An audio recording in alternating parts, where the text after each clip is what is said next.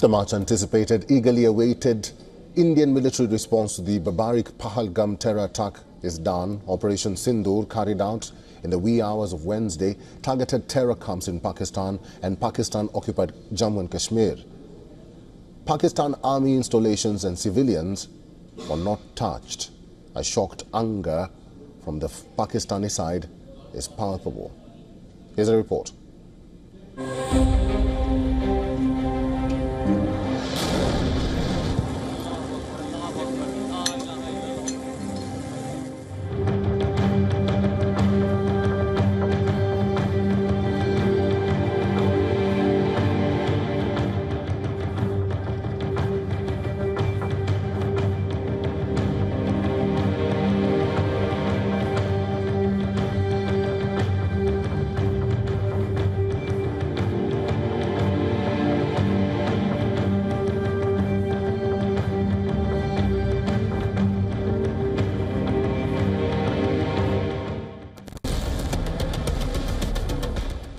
Between 1:05 a.m. and 1:30 a.m. on Wednesday, Indian jets carried out high-precision strikes on some of the biggest terror camps, terror shelters, terror group headquarters in Pakistan and Pakistan-occupied Kashmir. The strikes targeted facilities in Muzaffarabad, Kotli, Bahawalpur, Rawalkot, Chakswari, Bhimbar, Neelam Valley, Jhelum and Chakwal. All areas long proved by Indian intel agencies of harboring terrorist camps and fanning terrorism in India. 5 were in Pakistan-occupied Kashmir, 4 in mainland Pakistan. At a closely coordinated press briefing hours later, the government of India focused on the fact that terrorist infrastructure is what had been demolished as a retort to the terror attack in Pahalgam. No Pak army base, no civilians had been touched. Actions were termed quote-unquote non-escalatory, proportionate and responsible.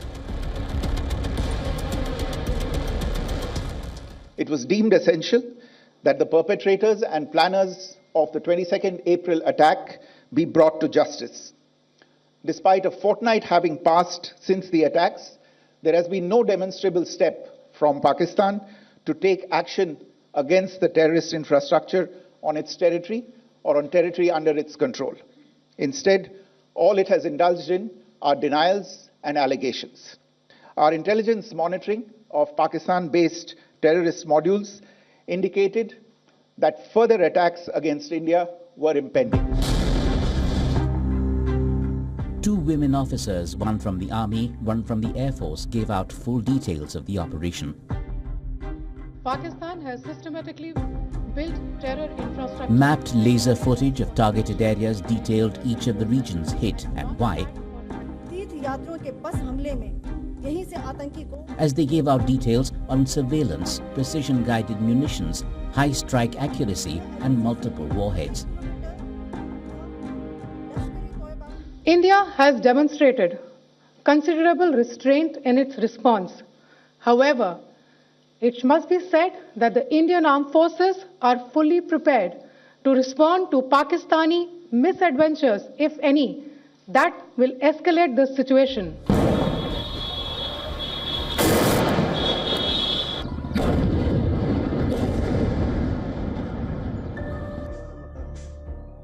Perhaps the most volatile fallout has been escalation in hostilities on the line of control that have been on for the last 2 weeks. The Pakistan Army initiated heavy artillery shelling on civilian targets in Jammu and Kashmir. At least 15 civilians, including women and children, were killed in Poonch, with dozens injured. The Indian Army has responded with counter-shelling, with intense exchanges of fire along multiple sectors. 10 people have died and around 50 people have been injured during the multiple ceasefire violations by the Pakistani army at various locations around the line of control and international border. In the Poonch sector, 10 people have been killed, while as dozens have been injured during the artillery shelling that was done by the Pakistani army in the Poonch sector. We've also seen Pakistani army breaking the ceasefire on the Kupwara district, where people basically had to move out of the areas very close to the forward posts. Property worth crores have been destroyed due to the heavy shelling by the Pakistani.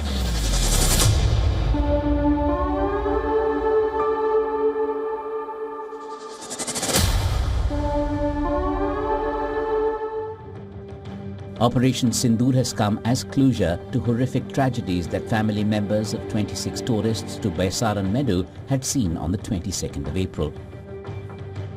धन्यवाद कहूंगी मैं बहुत छोटी हूँ उन्हें कुछ भी कहने या नहीं कहने वाली, लेकिन हाँ जिस तरीके से हमारे पूरे परिवार को उन पे विश्वास था उन्होंने उसी तरीके से जवाब देके हमारे विश्वास को कायम रखा है and I'm really thankful. All eyes now on the road ahead that threatens darker days to come. Pakistan has talked about its right to reply to India's strikes as the world urges restraint, as all sides weigh the odds. Bureau Report, WION World is One.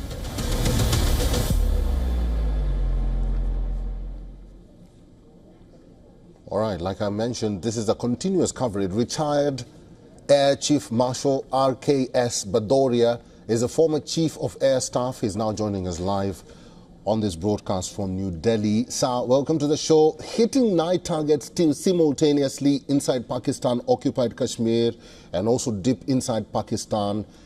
Air Marshal Bhadoria, can you explain, with your rich experience, what kind of weaponry is in IAF's arsenal, which could have been used in these precision strikes? Yeah, the 9 targets chosen were essentially terrorist sites and terrorist infrastructure, and some were major infrastructure.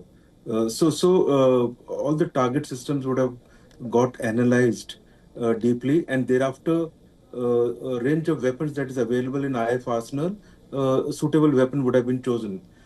For this kind of target, it was essential to have a very pinpointed accuracy capability, so a precision strike weapon.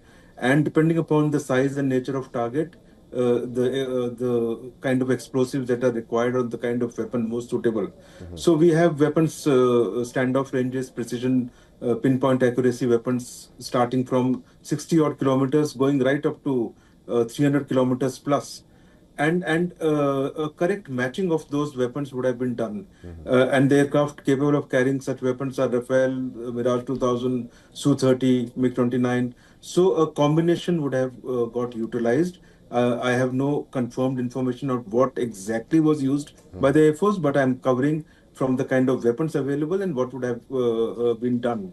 It was important that the choice of weapon would take into account that there is the collateral damage is absolutely minimized and there is no damage to the civilian infrastructure or civilians close by. And that is indeed the case if we see how accurately the targets have been struck. So I would put it the kind of range available with the Indian Air Force was enough to target any such target system. Air Marshal, from Balakot to Operation Sindoor, can you share how India has augmented its arsenal and weaponry from Rafales and now to new missiles?